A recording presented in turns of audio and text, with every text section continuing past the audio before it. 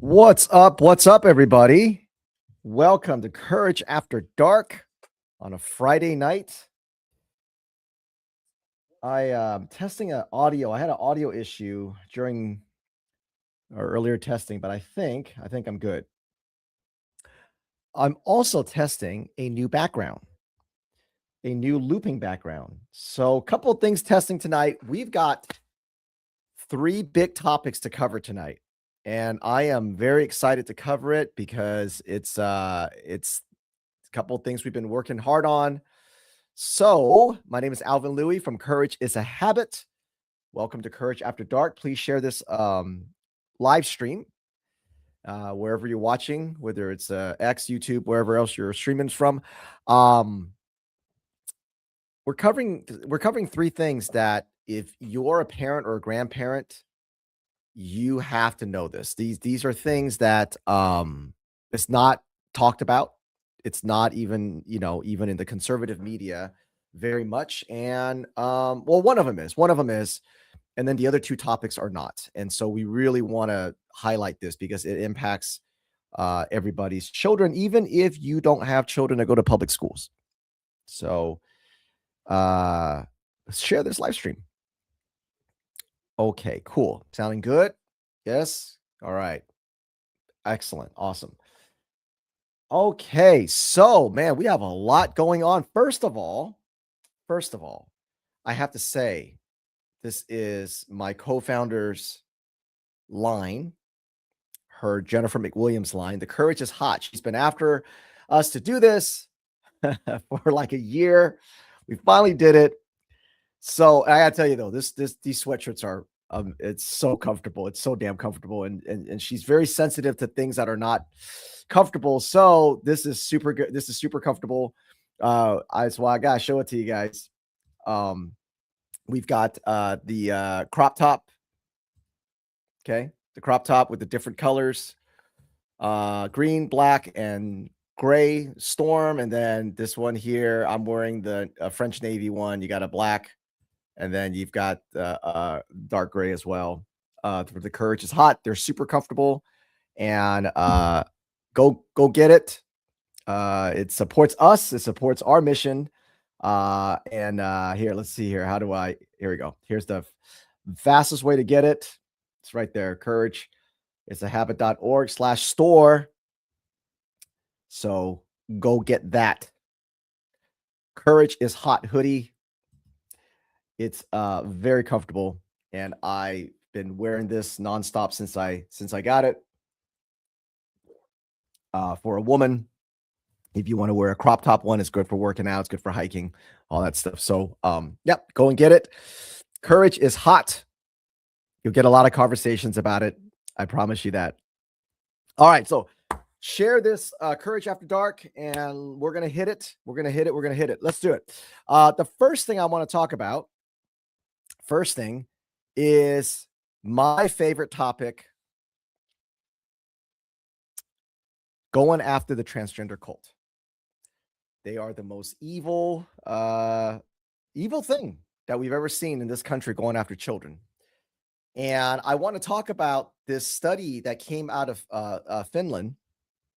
And I wanted to share that with you because it is a very important study. And of course, this is something that the transgender cult are going crazy over, and they should go crazy over. Now, I want to, before I share the data, before I share the study, I want to make something very, very clear. One of the bad habits that our side has, okay, one of the bad habits that our side has is they think that data and research will somehow get the transgender cult, the cultists, somehow it will make them go, oh my God, we were wrong. It looks like mutilating kids was terrible. Right? That's what you think, right? But that's not true. That's not what's going to happen. Okay? That's not what's going to happen. So before I share this, I don't want you to use this as a logical talking point. Like if I share this data with them, they're going to realize that mutilating children is not a good idea. They don't care. They don't care. So you cannot deal with the child mutilation advocates, or we call them CMAs, child mutilation advocates. You cannot deal with the CMAs with any kind of logic or anything like that. You have to use this as a hammer. You have to use this as a weapon. Okay. This data. You have to use it to embarrass them and humiliate them and show their hypocrisy, not because they're going to be convinced, but you use them to show other people how fragile they are and what liars they are. And so you want to rob them of any moral authority because that's all they have. What they do is they try to weaponize your empathy. They try to throw around all the lies and all their bullshit data. And so when you show them, you show what a hypocrite they are.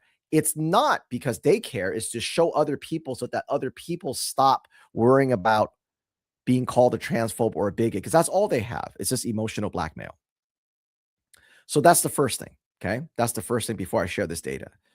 Secondly, we don't need data to tell anyone that you should not be mutilating and sterilizing children. Are we fucking insane? We don't need data for that. Obviously, when you do that to kids, their suicide rate is going to go sky high once they reach about their mid-20s, when they realize, what have I done to myself and why did adults in my life support me doing this to myself? Now, this study out of Finland is extremely important because they have been doing that sterilization and mutilation longer than we have in America, which is actually very disgusting because in America, we had plenty of data. Again, not that you need it, but there was plenty of evidence that the adolescents that went through this in the European countries are already suffering. So we didn't need to do it here to see, but that's how evil the transgender child mutilation advocates are, because they went and they infiltrated all the medical institutes, all the American Pediatrics of Academy, pediatrics, and all those different things. They started using WPATH, which is just a transgender cultist organization. So it's important to understand that this is the largest data study of its kind. But I don't want us to overvalue studies and data because the transgender cult don't care about it. What they care about is mutilating the children, sterilizing them, separating them from their parents. What happens to them afterwards is of no concern to the transgender cult. Okay? And I want to repeat that very carefully. Child mutilation advocates, transgender cultists, all they care about is putting children on the transgender path for sterilization, mutilation, and sexualizing them so that they're vulnerable to sex trafficking, grooming, abuse, all those kind of things. That's all they care about. What happens to the child later on as a young adult doesn't matter to them. So when you're dealing with them in terms of data and facts and findings, it doesn't matter because all they want to do is emotionally blackmail parents to allow this to happen. This is why they always tell the lie about like children killing themselves if you don't let them mutilate themselves, or would you rather have a live son than a dead daughter, stuff like that. It's all emotional blackmail and lies. So this data isn't to convince them, okay? It's for you to use to show other parents who are still in that emotional blackmail fog, okay? Very clear, right? I want to be very, very clear about this. Okay, so this study out of Finland spanned 23 years. 23 years. It went from 1996 to 2019, and they studied 2,083 adolescents that were wrapped in the transgender cult that got the surgeries. Obviously, there's you got a lot more children, of course, that went through the surgery. You have a lot more children, even more children that went through the puberty blockers, cross-sex hormones that basically sterilized them. It destroys their bone density, destroys their brain, the brain functions. kidney, heart, lung. It basically makes an 18, 19-year-old seem like an 80-year-old, 85-year-old person with all these problems as a lifelong medical patient. But here we're just talking about the surgeries. And so, uh, again, we don't need this is water. This is a water is wet study. This is a water is wet study.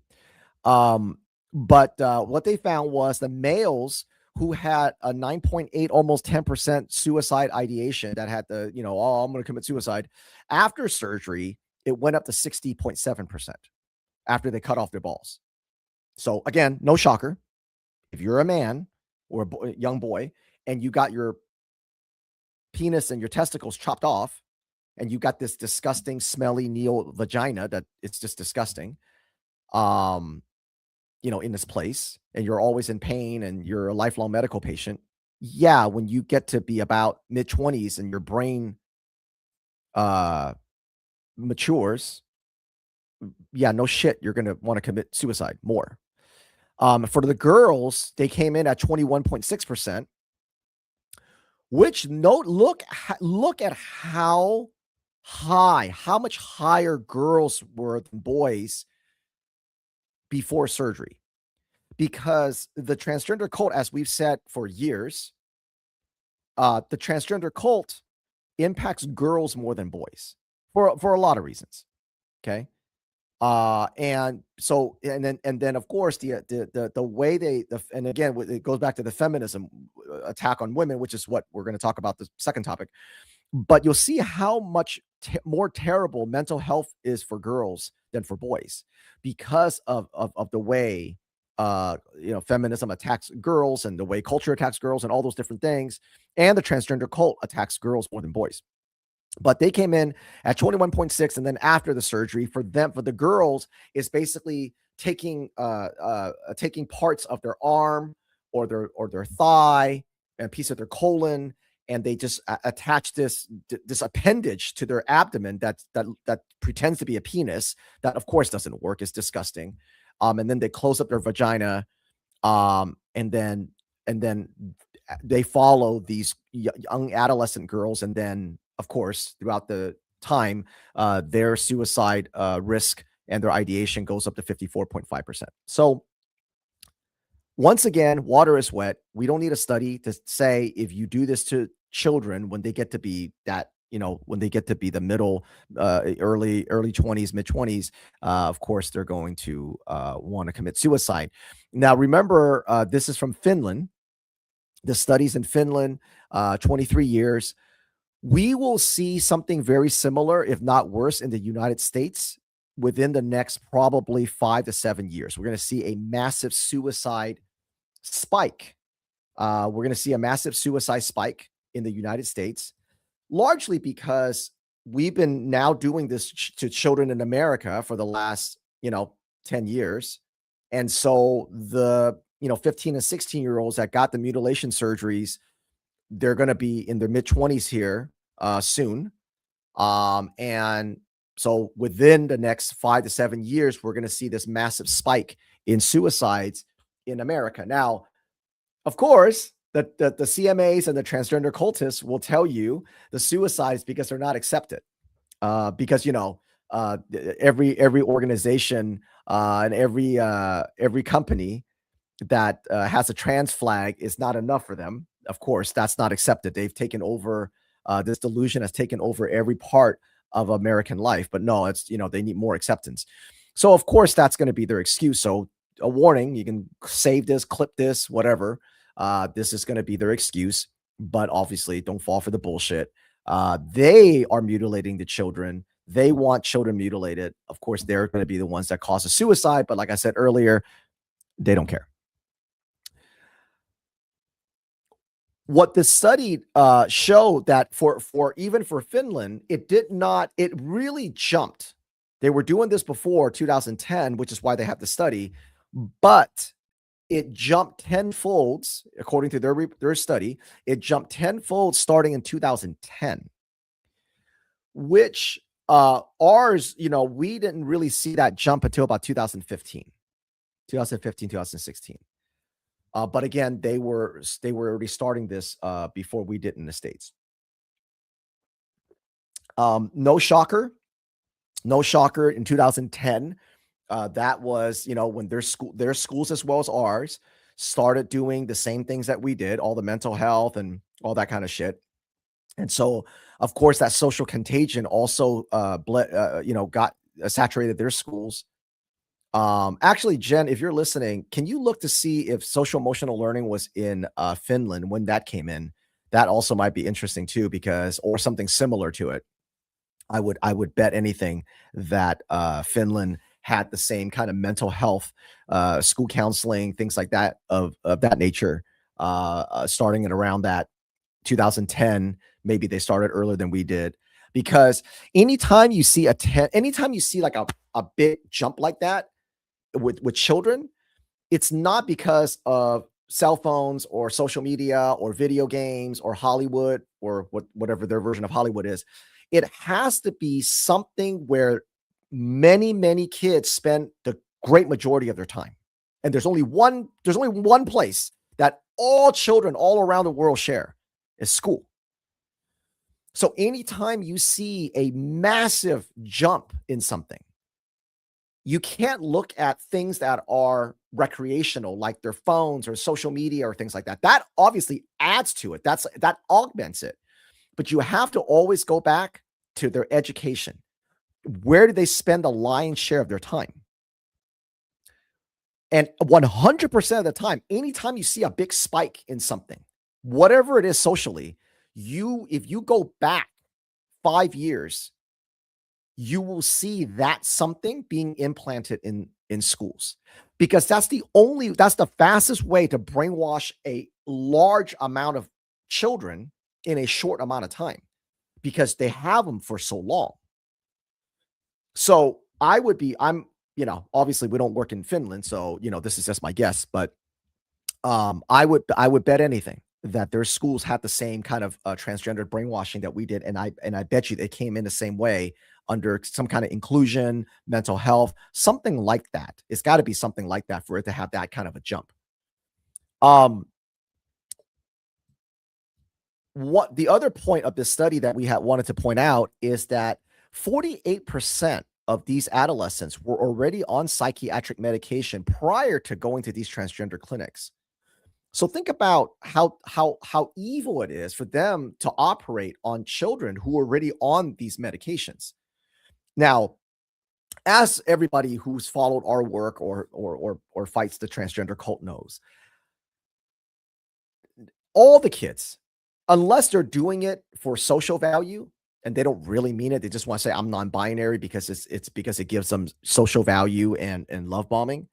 If any child truly believes that they're born in the wrong body, almost all of them have some sort of existing comorbidities, whether it's bulimia, cutting, a lot of cutting, um, sexual abuse, super high anxiety, bipolarism, all these different existing comorbidities. So whether they're on meds or not, they're suffering from these things, which is why, to take a quick aside, the Supreme Court ruling recently in Colorado, for the Supreme Court knocked the bill down in Colorado, or the law that says that that a therapist cannot treat the root cause. Now, CMAs, the child mutilation advocates, dishonestly call that conversion therapy, but all that means is that they're the ones doing conversion therapy because they're converting boys into girls and girls into boys.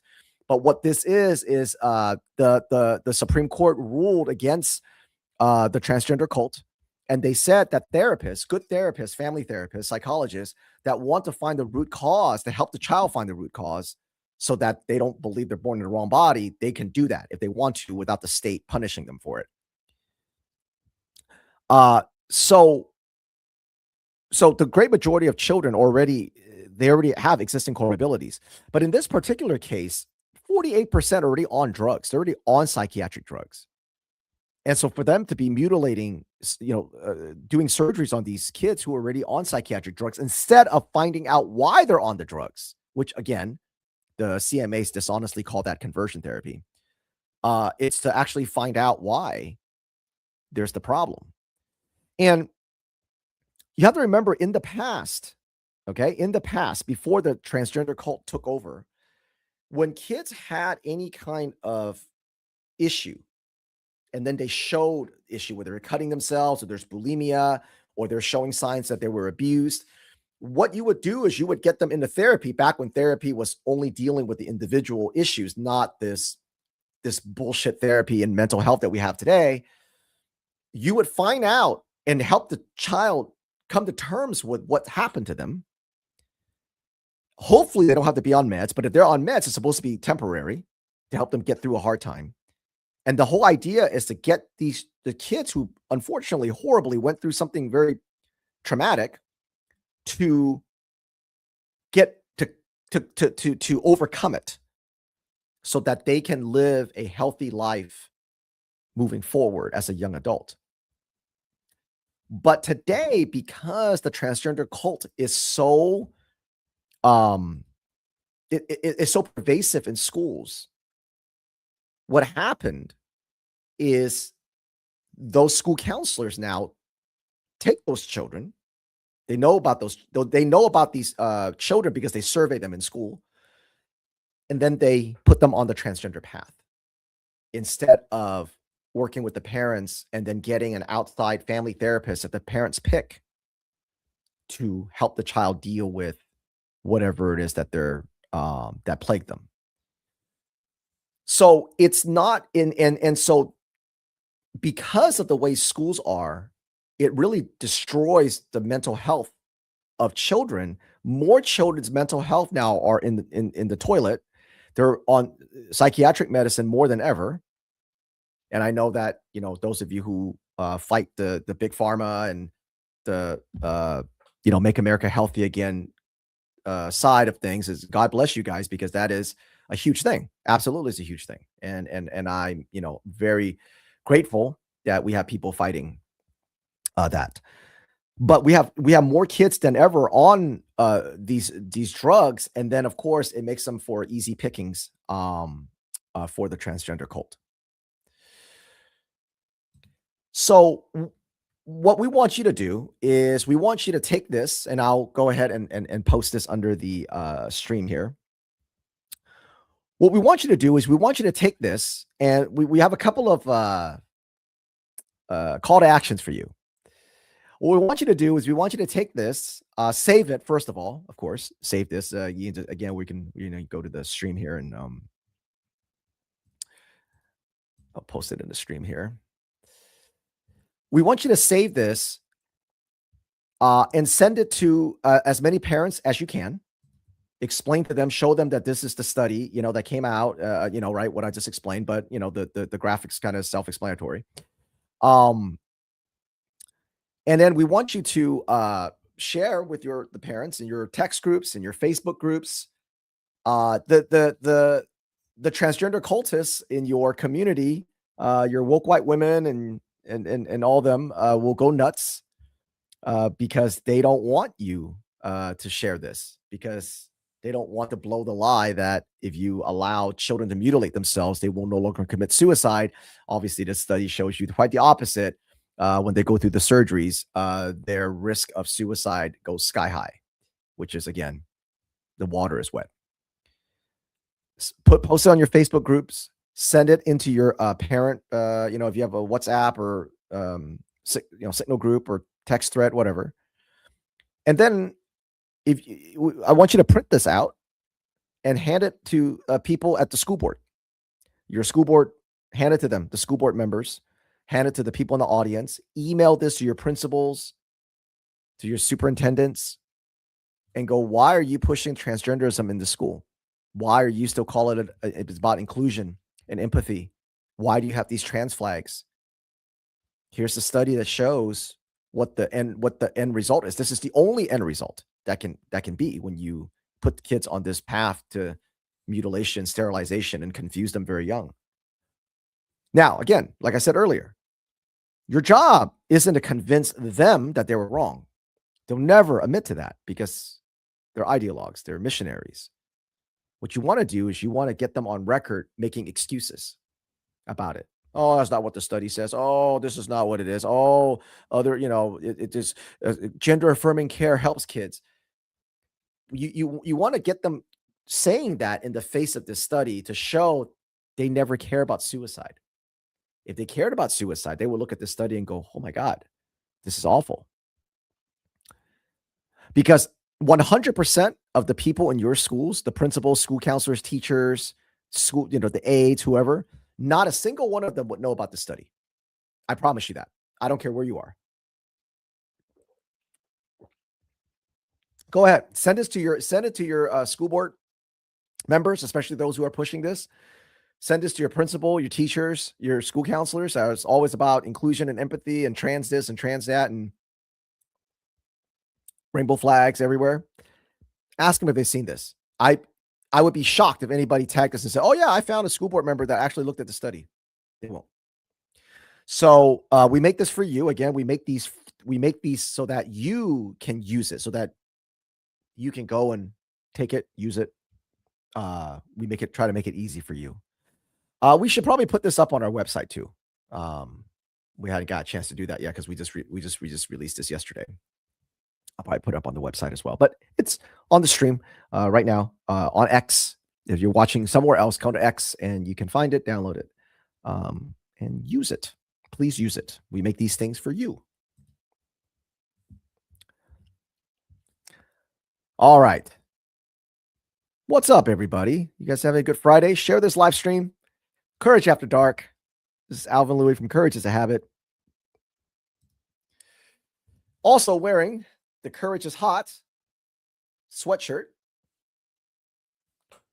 The first line from my beautiful co-founder.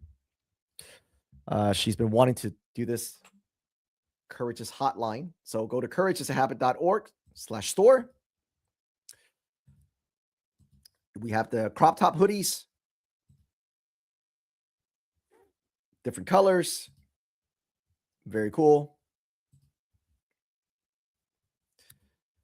There's the crop top hoodies. And then we also have the regular unisex hoodies, and I am wearing the French Navy one tonight. So yeah, hit that courageisahabit.org/store. Oh, I got the double cameras on there. Whoops, sorry. All right, so how were you? Let's see here. That's the how's that background going? We're trying a looping background. It's actually doing okay, huh? It's not hurting my stream.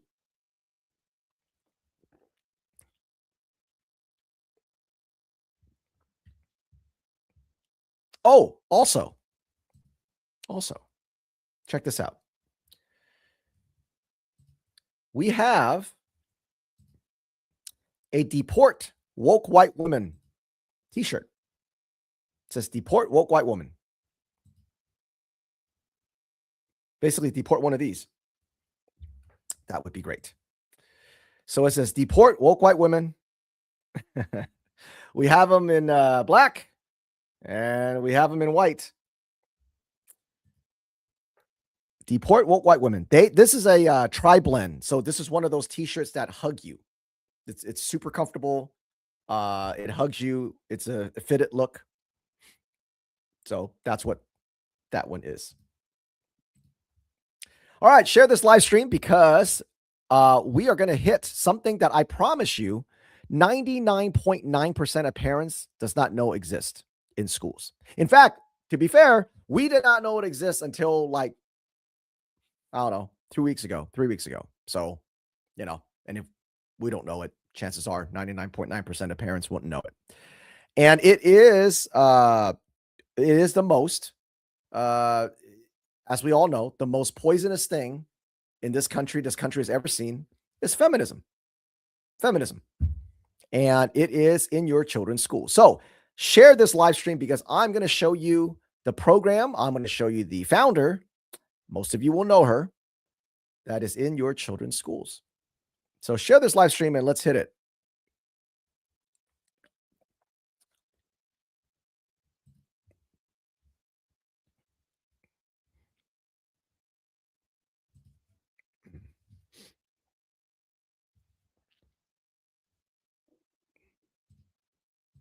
So I want everybody to go to courageisahabit.org. If you are watching from the laptop, here, I'm going to give you a QR code.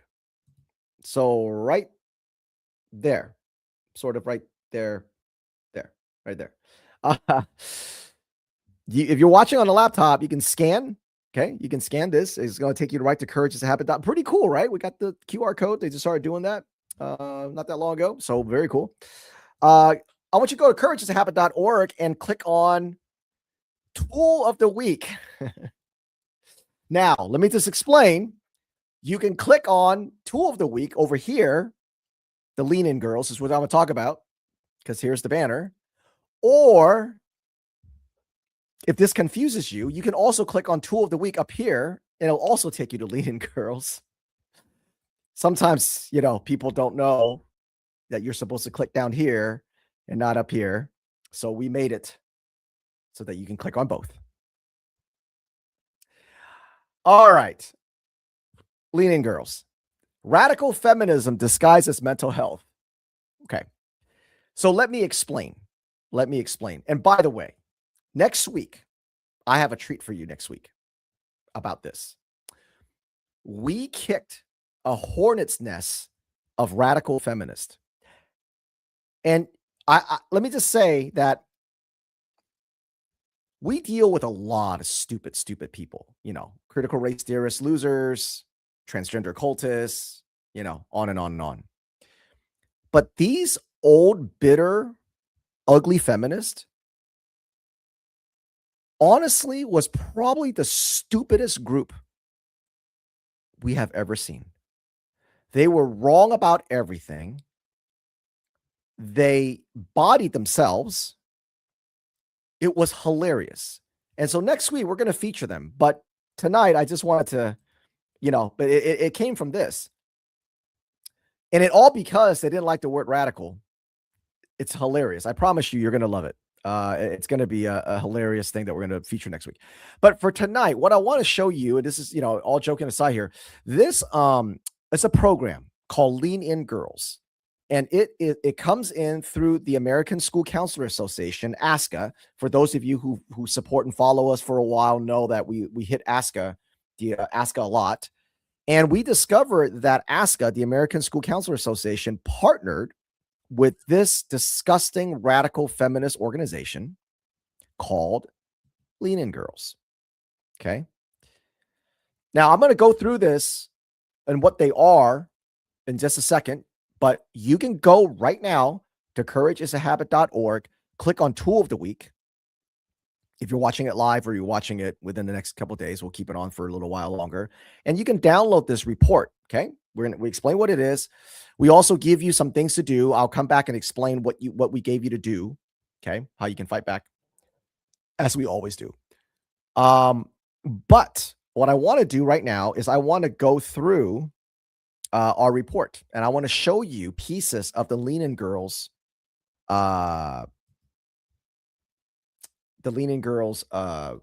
program.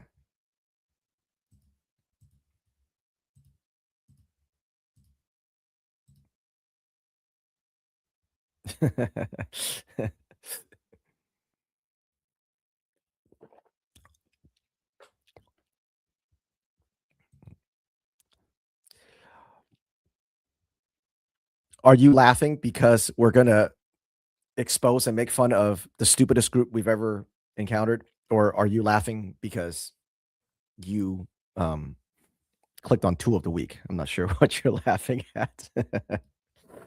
All right. Radical feminism disguised as mental health. So the American School Counselor Association partnered with the Lean In Girls program. Now, I want to explain that I want to explain what tier 2 is first. Okay. These mental degenerates are using something called the MTSS. Okay. It's a multi-tier support.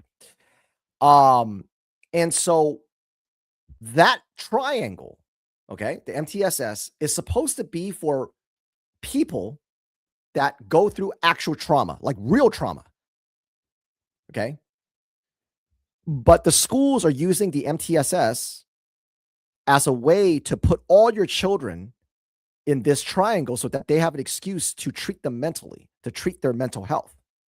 So of course you're going to ask, like, well, what's the trauma? What is it that they think children, like, why are they putting children in like tier 1 right away? They put all your children in tier 1 as soon as they walk in through the door.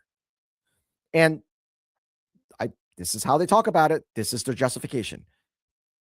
Every child that walks through the door needs mental health intervention, at least tier 1, at least the first layer, because we live in a oppressive society. So if you're white, you have trauma because you have unconscious racism and bias. And if you're not white, of course, you have trauma because you are living in an oppressive racist society, homophobic, transphobic society.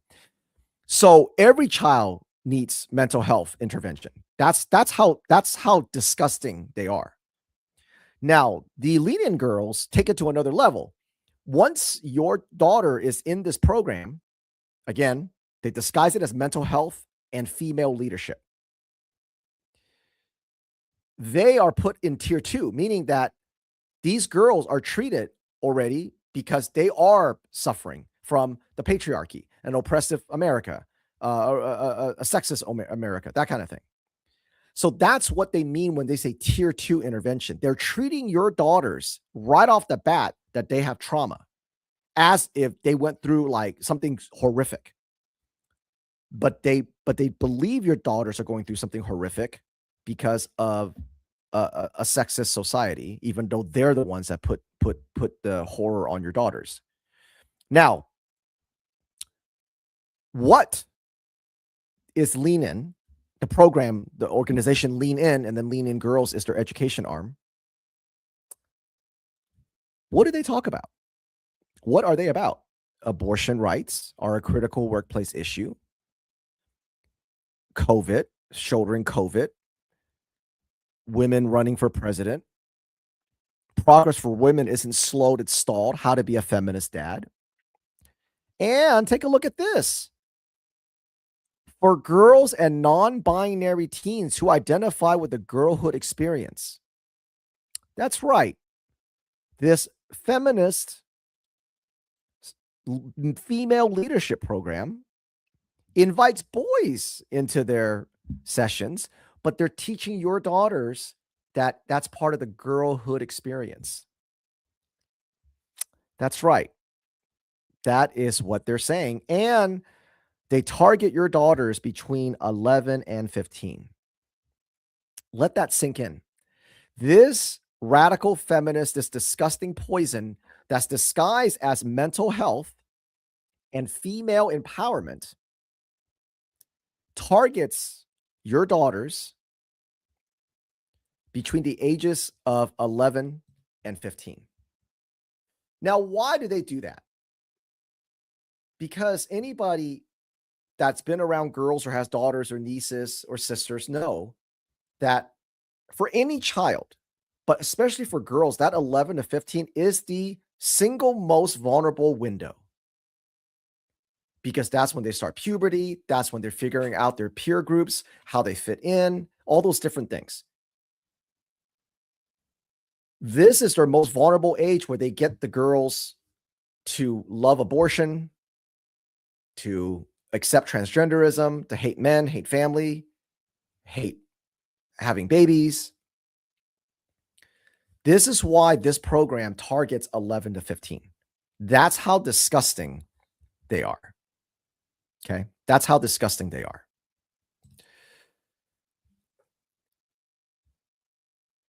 And it, again, it's coming in through mental health. Now, the founder, Sheryl Sandberg.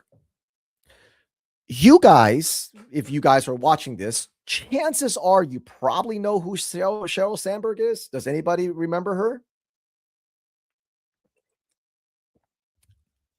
If you don't remember her, the name probably rings a bell. So she was one of the executives at Facebook for quite some time. But she was at the helm of their fact-checking apparatus So between the 2020 and 2022, if you were on Facebook, what happened to you? And you spoke out against election fraud, all the COVID lies, or Hunter Biden's laptop, or anything like that. Or if you said there's no such thing as a transgender child, they're mutilating kids, they're sterilizing kids, they're keeping secrets from parents. If you were on Facebook between 2020 or 2019, 2020, 2022, and you said those things and you try to share facts, what happened to you? You know what happened. You either got suspended or your account got straight up banned. Sheryl Sandberg was the woman responsible for that. She was responsible for so many people believing that the COVID vax was safe and effective because there was no way for doctors who were warning about the COVID COVID shot. It's not even a vaccine. We call it a vaccine, but that's not even true. It's just a bioweapon. And so that the information couldn't get out. Every time when they're talking about the election fraud and all the stuff that Biden was doing to steal the election and all that, that didn't get out. All the transgender horrors that didn't get out. So she's responsible for a lot of deaths and lives, families being destroyed, old, young people, old people, you name it, people dying alone because Facebook at the time, you got to remember now, you got to go back 2020, 2022. Facebook was a major way people got their information and news. It's not like today where we have X, where you can release studies like the one I just shared earlier tonight on the Finland study. That study would have been buried if this was 2020, 2022. So that's why a lot of the stuff that we're doing really, this is why they hated Elon for buying X so much, because the truth could get out and then they can't take it. They cannot take. That's why so many of them ran from X, because they couldn't take the accountability. They couldn't answer for it. That's why so many of them left and ran. But she was responsible for that. So imagine this woman is the founder of Lean In Girls, and her program is in your schools disguised as mental health. She wants to create more Renee Goods out of your daughters. Renee Good being the woman who got shot by ICE because she was out there impeding ICE. Basically, to put it, the easiest way to put it, Lean In Girls is a disgusting, poisonous feminist program that wants to create more Renee Goods out of your daughter. More woke white women, more screaming like a banshee out in the street. More man hating, more family hating, illegal alien loving, transing your kids. They want to create more of those out of your daughters. They want your daughters to be miserable. They want them to be angry. They want them to be stupid. They want them to vote for everything that will harm them, from Muslims to transgenderism, all of it, open borders. And here's a sick thing about programs like the Lean In Girls program.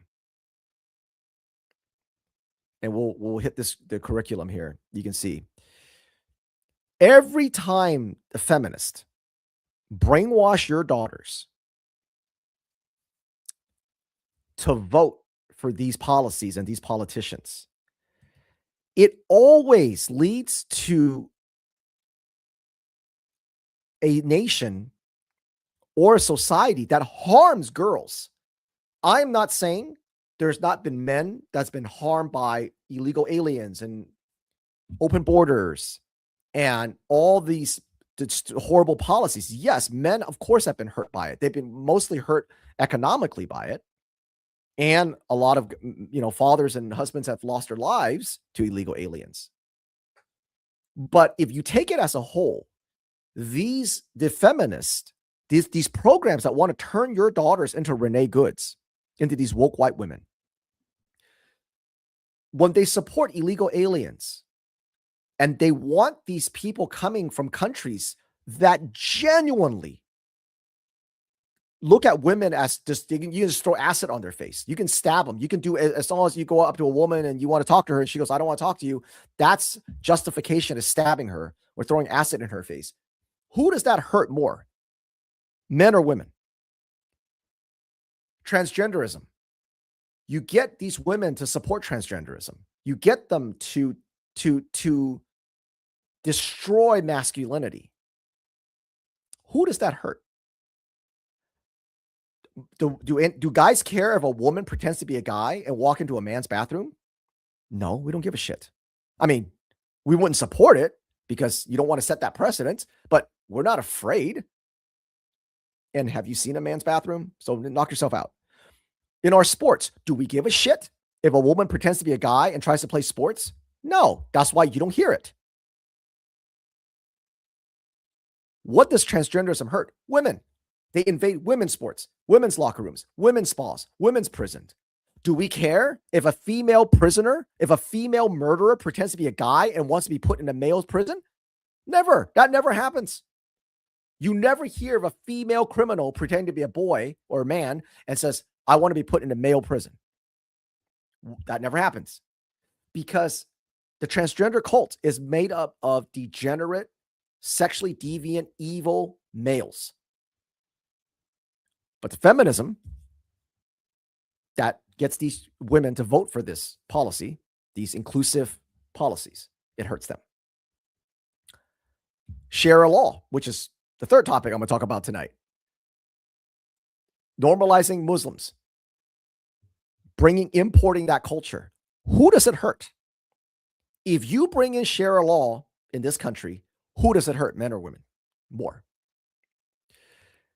Every time feminism is brought onto your daughters end up voting for things that hurt them the most. Every single time in any nation. So the fact that this disgusting program is in your schools disguised as mental health. Let's see who else that they use, that they take from. The Lean In Girls handbook also includes resources from the Southern Poverty Law Center. No shocker. And Gleason, or I guess they've renamed themselves to Gliston. But Gleason is one of the top 3 transgender organizations that are in your schools. They have clubs and different things like that. So, of course, the Lean In Girls would be using. So you've got the Southern Poverty Law Center, which is largely just anti-America, anti-white, hates America, hates white people. And then they're using Gleason, which is a transgender organization. So the Lean In Girls are using both of those materials and resources from both of those organizations.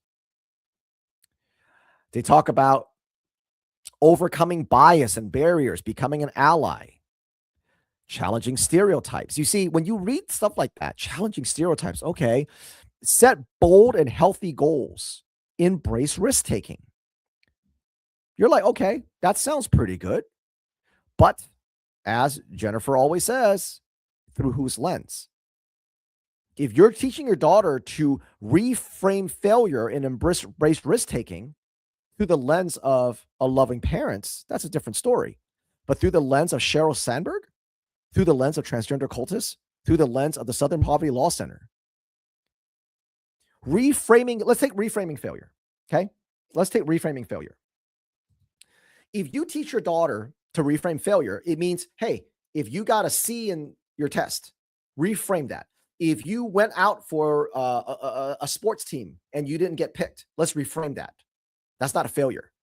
Let's reframe that. If you went out for, a solo and a part and you didn't get it, let's reframe that. It's not a failure. What you learn from it, and let's try again, practice harder, and then next year you try again. Reframe failure. That's what normal people would think, right? When you're teaching girls to reframe failure, don't be hard on yourself. Don't be outcome dependent. What did you learn from the process? Don't use words like I failed or I won. It's just I met my goals. I learned why I didn't meet my goals, right? That's what they talk. That's what normal good parents mean. When these degenerates talk about reframing failure, is things like we went to go impede ICE, but we couldn't get them to not deport the illegal Jose. So what can we do better next time? Okay, we'll get our whistles and we'll park our cars this way. That's what they're talking about. They're not talking about reframing failure so that your daughters have a better life, that they're happier. No, they're talking about reframing it so they can be better activists. So when you read these things, okay, like put your values into action. Okay, here's part 1 of their curriculum. Put your values into action. Lean into your strengths. It's not the same thing that you're thinking about. Put your values into action means be more like Renee Good. That's her value. Her value is she hates America, hates white people, loves illegal aliens, so put it into action. And she got her dumbass shot. That is what they mean. So when you read these things that that we expose, you have to look at it through their lens, not your lens. That's why Jen's amazing one-line advice through whose lens is so powerful, because it forces you to ground yourself instead of reading that and just go, oh yeah, I teach my daughter that too, or I teach my niece that too, or I teach my little cousin that. That's not what they're saying. Which is why we do these reports, right? This is why we take the time to infiltrate the webinars and the handbooks and everything so that we can bring it for you so that you can take a look at it and see for yourself. Okay. Here's screenshots from the handbook. Identity. Parts of your identity give you less social power than your participant. Notice how that affect you, can make more of effective facilitation. It's just on and on and on. All about disabilities and all that kind of stuff. Here's all the gender inclusion. Don't use gender neutral language. You use you all or everyone or folks or leaders or team. Don't say guys or girls. Oh, sorry. I thought I was sorry. Here, let me go back. Here's pages from their handbook. They talk about identity, unpacking your identity. If you're interested in a structured approach to explore your identity, feel free to review Learning for Justice, Unpacking Identity, Guided Self-Reflection Exercise for Educators. The Learning for Justice is from the Southern Poverty Law Center. Here's your gender inclusion, teaching your girls to include men in their spaces.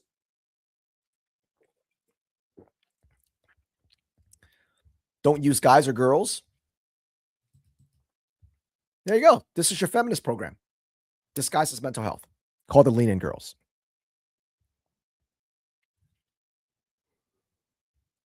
So download this. You can download it right now. It is, again, at Courage is a Habit. CourageIsAHabit.org. Click on Tool of the Week. Or click on the banner, either way. And download it.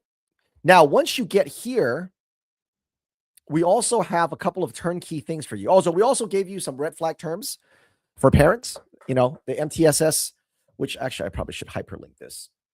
All right, I'll do that. The multi-tiered system of support. We explain what that is. We explain all the different words they use. And then we give you a letter that you can download right away and send to your school to make sure that, number one, you want to see if your school's using it or something similar. Now, remember, we just found this Lean In Girls, this disgusting radical feminist program. But remember, there are many other programs similar to it. So don't just go, oh, you're not using Lean In Girls, then we're good.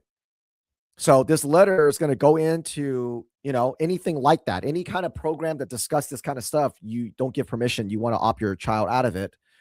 And then we also give you a letter for a public records request. So if your school is, giving you a runaround, which they likely will, then you can submit an official public records request, and then they have to answer you. So use this. We make these for you because we don't want you to have to spend a lot of time reinventing the wheel, because we know that if you're supporting us and you're following us, chances are you have school age children. And when you have school age children, it's a very busy time. And we never, my team and I, we never forget that who we serve and what your life is like. You have school age children. And I always say this all the time, that when you have school age children, it is probably the most busiest time in a human's life, at least here in America, because you have young children, and then likely a lot of people also have aging parents that they have to take care of. So it's a lot. It's a real busy time, which is what the schools also take advantage of, because they know you don't have time. And so that's why we make these things for you, because we want you to be able to just take it turnkey, copy, paste, send it, and then give it to 5 other parents, and then have them send it. Because because the more you can get, they can kind of deflect and ignore and gaslight 1 or 2 parents, but it's hard for them to gaslight 500 or 1,000 parents, which is still a very small percentage if you think about it. It's a very small percentage of any school, right? Because schools got thousands and thousands of families. So you're talking about, 500, but even that tiny percentage is too much for them, because they never get pushback. Schools, principals, school counselors, they never get any pushback. So when they get a little pushback, they fall apart. I promise you, because we do it to them all the time. We go to school districts, we put a little pressure on them, they fucking break. It's unbelievable. They're so fragile. They're so fragile. They're a mile wide and inch deep. It doesn't take us anything to crack them.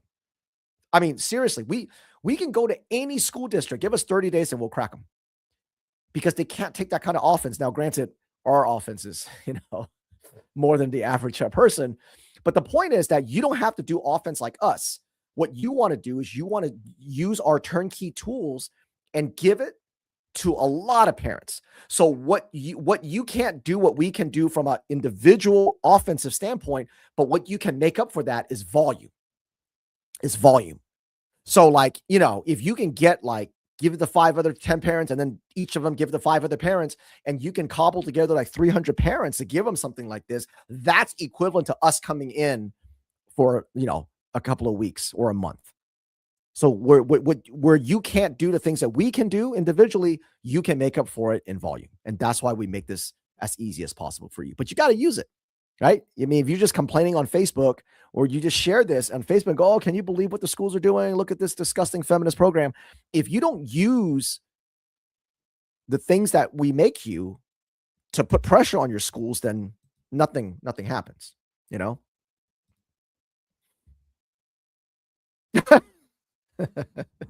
Yeah. Her courage was not hot at all. And yeah, but it was permanent. It was permanent. That's the ultimate FAFO. Yup. So they want to turn your girls into more of that. All right.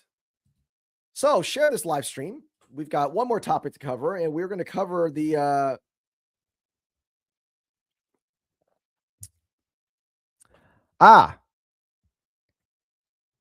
okay. Okay. So circling back, thank you, Jen. So circling back earlier at the top, for those of you who joined the live stream at the top of the hour, I had talked about that study. The study right here.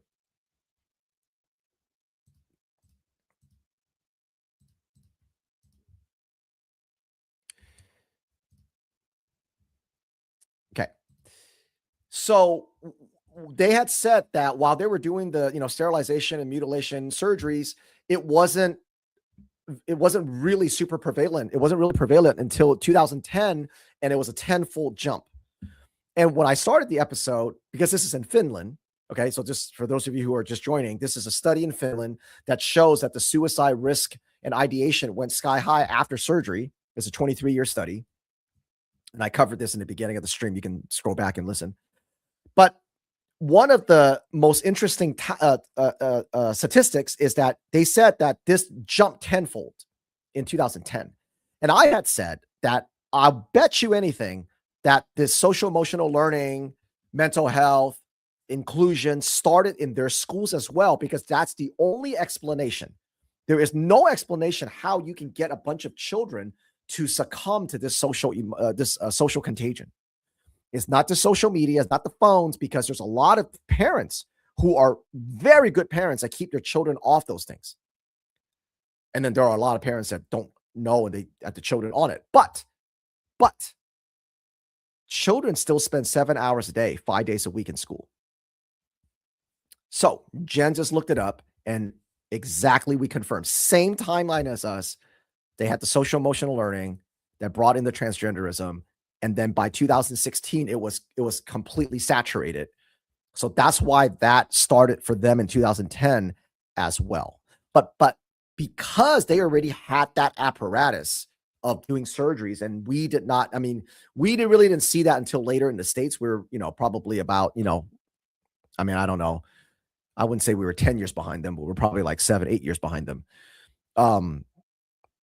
They had more of the adolescents that unfortunately went through the surgery, but they saw a jump too because their schools got saturated as well. So thanks, Jen, for looking that up. I wanted to circle back around for those of you who were on the stream earlier. And so for those of you who just came in, you can find this graphic in the stream, on the comments in the stream on X. All right. Share this live stream. We are going to hit one more thing.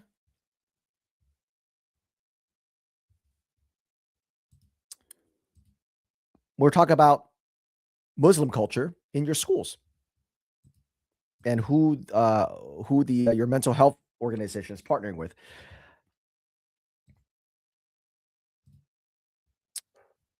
We have some brand new merch. One of it being the Courage is Hot sweatshirt that I'm wearing is super comfortable. And it's like really one of those sweatshirts that are really soft on the inside. Jen wanted to make sure that it was something that you could really wear, super comfortable, washes well, all that. Of course, I have to talk about our Embrace Exclusion hats. I'm wearing the trucker hat tonight. But we also have the two vintage ones. We've got the new one. Our newest one is the tan and green one. Yeah, it is Embrace Exclusion. Of course, we absolutely love that term. Also because our enemies hate it. And I want to remind everybody to reject inclusion and embrace exclusion, because good parenting has always been about exclusion. So whether it's the vintage hat or one of our trucker hats, hit it right now. courageasahabit.org/store. Grab one of them hats. It's embroidered. So it's super cool. Every time I wear this hat, you know what? I'm not every time. I would say 60% of the time I wear this hat, somebody always makes a comment and ask what that is. And it gives me a chance to say, well, my organization, we encourage parents to remind them that a good parenting is about being exclusive, not inclusive, because you don't want to include things, into your children too early. And I've never had a single person argue with me on that. They go, that's true. And it gives people permission to go, yeah, that's true. We got to protect kids from all this inclusion. I have never had somebody say that's such a bigoted thing to say. Never. Not one time. Anybody who approaches me in a coffee shop, or if I'm buying lunch or I'm walking somewhere, people always go, oh, that's interesting. What does that mean? And I just explain it. I explained it very, very briefly to say, we just teach parents that, remind them that good parenting and a good life is about drawing hard boundaries. And, and if I have enough time with them, I'll say my organization deals with what's happening in schools. A lot of parents don't know. And the schools include way too many things that are hurting children. Never had someone, even though, a lot, they wouldn't maybe know the details that we do. They would say, yeah, it's not good. The last guy that I was at a coffee shop right when I got up, he had said, hey, that's interesting. What does that mean? And I said what I said. And then he goes, my boys are out of high school. He said, I have 4 boys. And the youngest one, even the youngest one's out of high school. He goes, they didn't learn a damn thing in school. They didn't learn a damn thing that will help them in life about finance, about banking, about anything. He goes, I had to teach them all that. He didn't learn a damn thing. And I said, well, yeah, they didn't learn anything important, but they're learning a lot of other things. And he said, I agree. And he goes, this is great. He's like, good for you. And, he's, scanned our code for the website and stuff. So, we don't, for me, for us here, we don't just sit behind a screen and talk. We go out and do it. We go out and we do the boot camps, we do the training, we do live debates. We'll debate anybody. I don't care. I don't give a shit how many letters you have behind your name.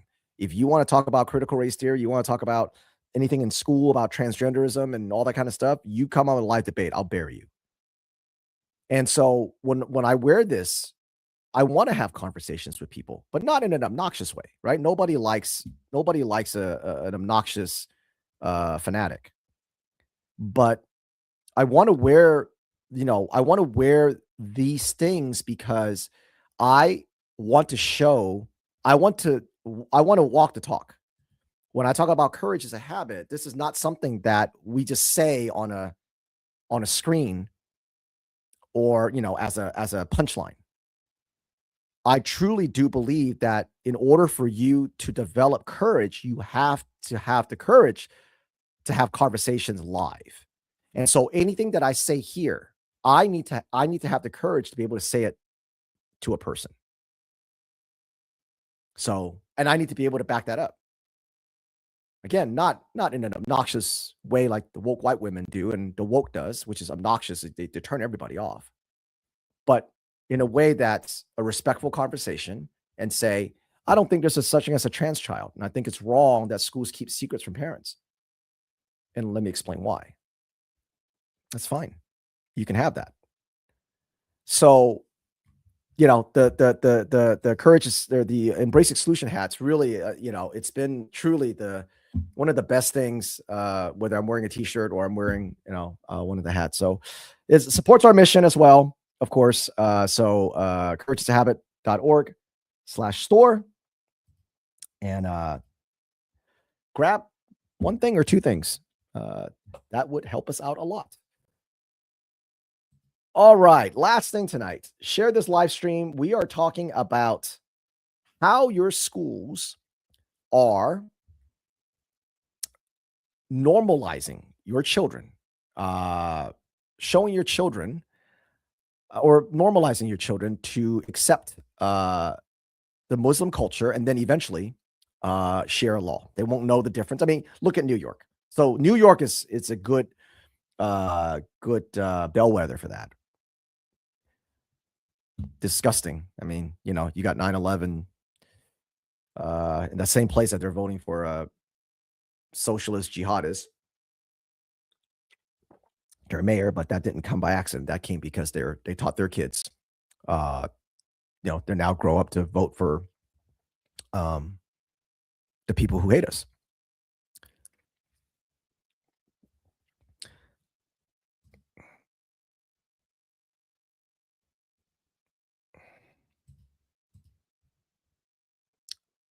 Let me share this here. This is a post we have put up earlier today. A Nashville schools allow Muslim students to leave class to pray during Ramadan. Now, they're going to say it's only for Ramadan, but eventually they'll expand that. I'm going to show you where this culture comes from in the schools. This article from Breitbart was about the Nashville school, but this is happening all across the country. But we'll use this as an example. And I'm going to show you where that comes from in just a minute. So remember, the government public schools over the last 20 years have told people, most when I say people, Christians, that you are not allowed to have 10 commandments, prayer, mention of God, nothing. They punish students that wear t-shirts that says, anything Christian, anything like that, over and over again. They talk something about separation of church and state, even though that term is obviously misused. They don't mean, when they say separation of church and state, that's not what they meant. It doesn't show up in the Constitution. So if you know, you know. But anyway, they keep saying separation of church and state, separation of church and state. So what they really meant was they wanted to get Christianity out of the schools and then bring in their own religion. So whether it's social emotional learning, whether it's Muslims, whether it's Islam, whatever, right? Okay. So these are the same institutions that will not allow your children to say Merry Christmas because it's offensive. They'll now allow prayer for Muslims because that was the goal all along. It wasn't that anything other than they want to get your Christian the Christian religion out of schools. Now, so anyway, you can see that. Here's the article. Okay, you can go and click on the article, but let me show you where that's coming from. Okay, where that's coming, because I think it's really important that you see where that's coming from. So, for those of you who are following along, go to courageisahabit.org. I'll go ahead and pop up the QR code again, courageisahabit.org.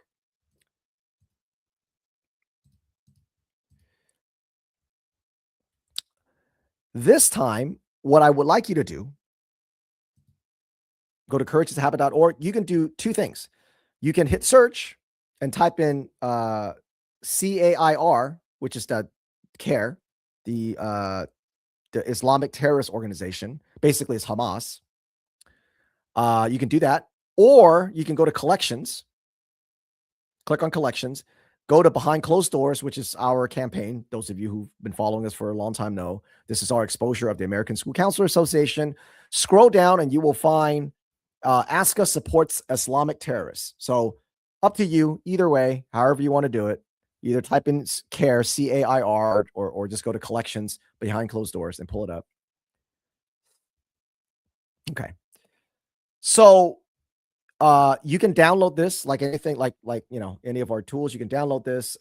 This is our exposure, our explanation of how the American School Counselor Association partners and promotes. They promote CARE. They promote CARE's training for educators in K through 12, in government K through 12.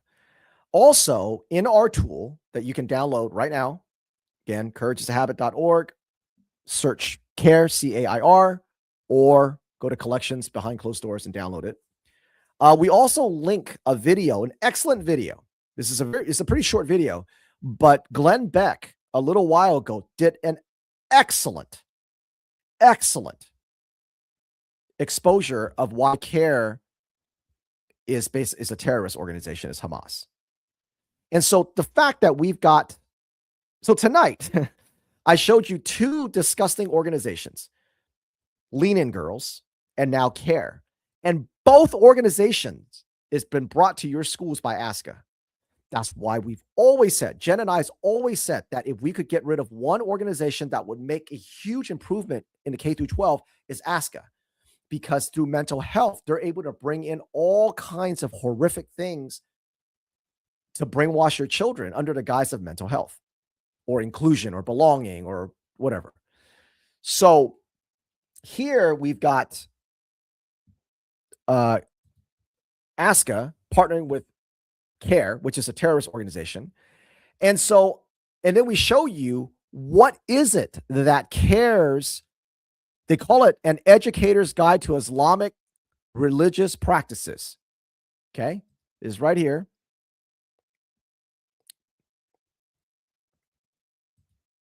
This is the guide. Okay, this is the guide that ASCA. And I know it's kind of hard for you to read when you're on the stream, right? But this is the guide that ASCA promotes for educators. I shit you not. That's why we do the screenshots and everything to prove it to you, because people don't believe us. This is what they support. This is the guide that they set out for teachers. All right. So, what is it? What is it that this educator's guide that the terrorist organization CARE, what are they training your teachers to do? Well, here's a few of them. Here's some of the examples. Lunches. All traces of pork in lunches must be banned because it's unclean for Muslim kids. Dress code. Mandate all the jihadis and all the shit that they wear. They want to mandate that for all the kids. That's what they want, because they believe all the children should be dressed like this. All the girls should be dressed like this. They enforce their submission. Erase any bias. They say that it whitewash Islam as a savior. They want to whitewash Islam as a savior and make America enemies. So they don't want any bias. They don't want your kids to learn anything bias about any kind of Islamic extremist or terrorist. Policy purge. They want to rewrite school rules for growing Muslims. They want to scrub prejudice from textbooks, redefine Allah as our God. Muslim festivals. They want to elevate Muslim holidays, sideline things like Christmas and Hanukkah. They want to reschedule exams and games or any kind of events around the Islamic calendar. I shit you not, this is the guide that CARE has put out for educators, and this is the guide that ASCA recommends. Prayer mandate. Carve out school space for praying. Demand that kids have to work around worshipers reciting the Quran. No interruptions allowed. That's what we saw with that Tennessee school. That's what they're doing, that part about prayer. Now, I don't know if they've implemented the other parts yet. I didn't look into if they've implemented the other parts, but they certainly have done the prayer part.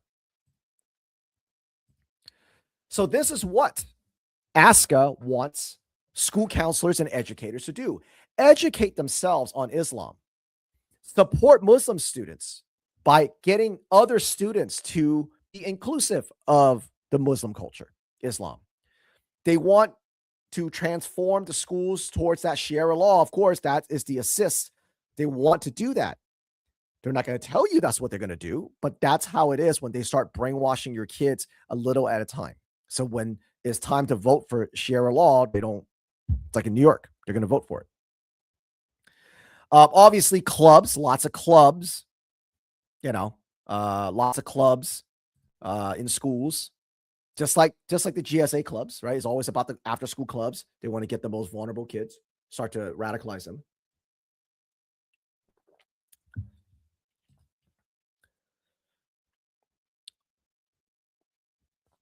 So yeah, this is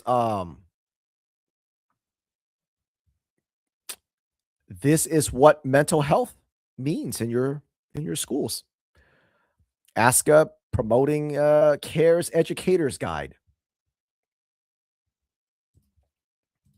And that is what's called diversity and inclusion and equity. So obviously 3 very big topics. I would, like I said, most parents have, for sure, parents don't know about Lean In Girls, because we just discovered this, a few weeks ago.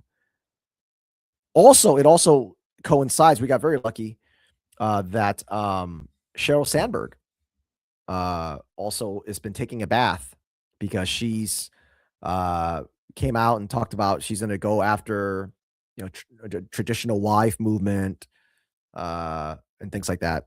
So she's been taking a bath there. So imagine that woman that's going after women that want to stay home and raise their kids. She's got a war out on that movement.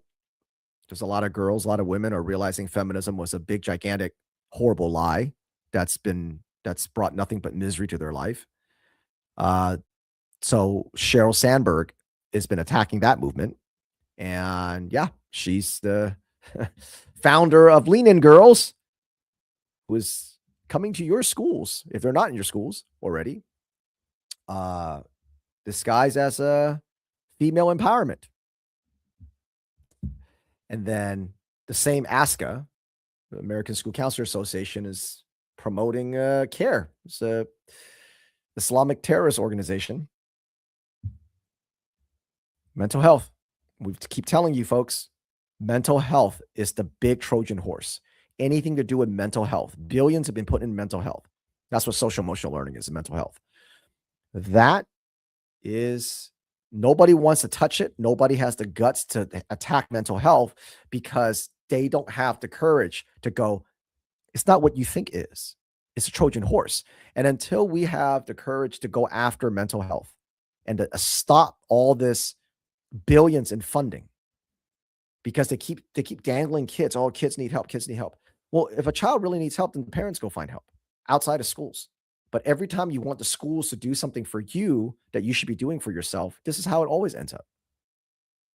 So most of what we found these days that are plaguing schools, all the indoctrination, is coming through mental health. I would say, I mean, you know what? I mean, Jen can correct me if I'm wrong, but I don't think off the top of my head I can name one thing that parents are fighting that doesn't come through mental health. I don't think even one thing. Every single thing that parents are fighting comes through mental health. It started with mental health. It came in through mental health, and mental health is the vehicle that it keeps it on there.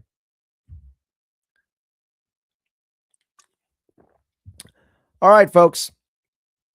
I hope you have a very good weekend. Thanks for hanging out with me and Courage After Dark. We are a nonprofit, so any support you give us obviously goes right back to our fight, right back to doing infiltrations like that with you. We've got a lot of infiltrations right now on the deck. Oh, you know what? I did want to share one more thing. I want to share one more thing. Hang on. One more thing. Courageishabit.org. Again, come with me here. I want to share this one thing. This is Jen's project. It's beautiful. She did such a fantastic job on this. This is solely hers. I want to share with you the K through 12 trendemic. Okay. Now, she went through and pulled all these different studies, okay, from various organizations discussing the drop in mental health of kids. And it completely lines up with the implementation of social emotional learning. So whatever excuse you can blame the cell phones, blame the social media. Those things obviously doesn't help. It's not good for kids. But saying it's not good and saying that's the root cause is two different things. Our root cause is social emotional learning because that was a systemic change in all government K through 12, not only in the United States, but in other countries. And so what she did was she went through all the studies that she could find, and she's working on a few more, as I think I understand it. And each of those years line up with the implementation and then the increase of social emotional learning. Because again, like I said earlier in the top of the hour here, where does your child spend the lion's share of their time? Where? And with who? With these transgender cultists, these climate change activists, these critical race theorists, these woke white women, these low IQ degenerates that hate America. Your kids are spending 7 hours a day around these people. Of course, their mental health is going to drop, whether they're on social media or not. Now, of course, if they're on social media, they're really fucked. But if you as parents are keeping them away from social media, you're limiting their cell phone usage, of course that's going to help. But it doesn't matter because they're still swimming in it. In the long run, they're still better off than if kids were on social media, of course. But they're still swimming in all this. And she proved it. She went and said, look, this is the social emotional learning timeline. And it's in all your schools, and it's also in other countries. Every country that implemented social emotional learning experienced the same timeline, just like what happened in Finland. You saw that in Finland in 2010. Their kids identifying as trans skyrocketed tenfold. Why? Because in their schools.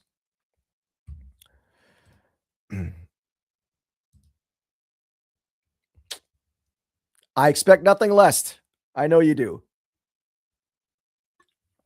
Good. So yeah, everybody keep your eye on that Trendemic page. Um, go to Courage to Habit tools and you'll find it. All right, folks. Thanks for hanging out with me. Share this stream but especially that study that I talked about. Share the Lean In Girls. Share that tool, please, and use our our turnkey toolkit. And then the ASCA pushing the Islamic extremist propaganda. So do that.